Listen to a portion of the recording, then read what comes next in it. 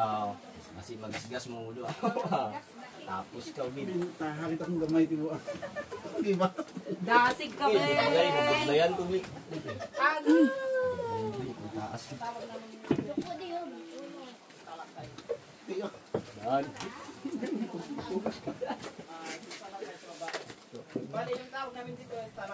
Mamaya na ulit, guys. Masyado man.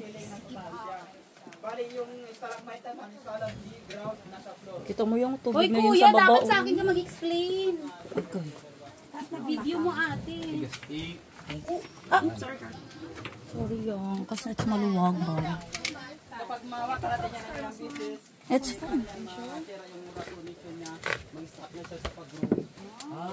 Kasi yung kamay natin merong acid na 70%, tapos yung bato na yan merong energy na 150%. So mabilis sa process ng acid sa bato na yan. So rupok na siya kapag may hawakan natin. Malalaman natin na patay yung bato kapag manipis and color na siya. Kapag? Manipis and color, bali parang Itim. green ba? Green. Eh, pag mga brown raw, okay lang na? Mga buhi. Buhi ra. Mga patis kaya namatay na. Diyo, pwede natanggap niya. Then, Yung mga harap. pero ang ra hindi pwedeng kaptan, ge? Hindi gani. Ang alin ang hindi pwedeng kaptan? Ito, yung mga ganito. Yung parang mga patak-patak ng kandila. Stalagmite and stalactite. Bakit ang nangyari sa'yo? Mamamatay tanda. Pag i-stop daw yung pag-grow niya. Acid ang iyong kamay. Sorry, mamamatay ka? Mamamatay yung sila. Hindi na daw mag-grow. Tapos biglang inabakan ko pa din, no? Uy, ito ah. So yan, bawal hawakan, guys. Kasi mamamatay sila. Kasi may acid yung ating mga kamay. 70% na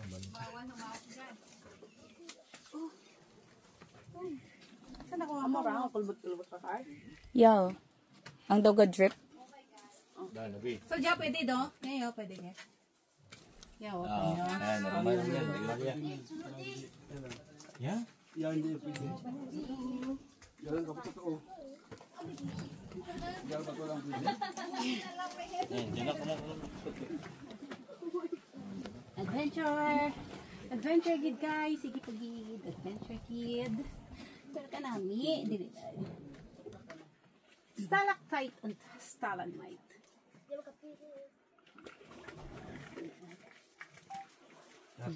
Laki kasi Mili. Laki mo kasi Mili.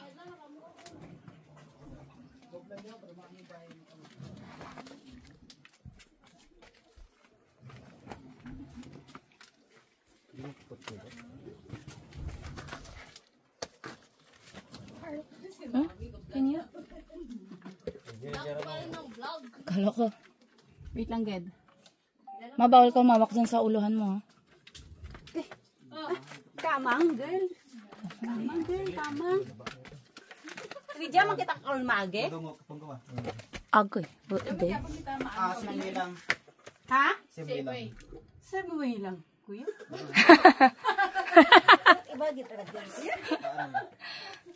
Nakashade ka punta yung mo dalaman ko guro. Ay, nakashade ko, away.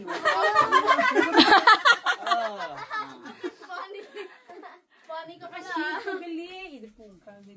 Okay lang rin, props mo.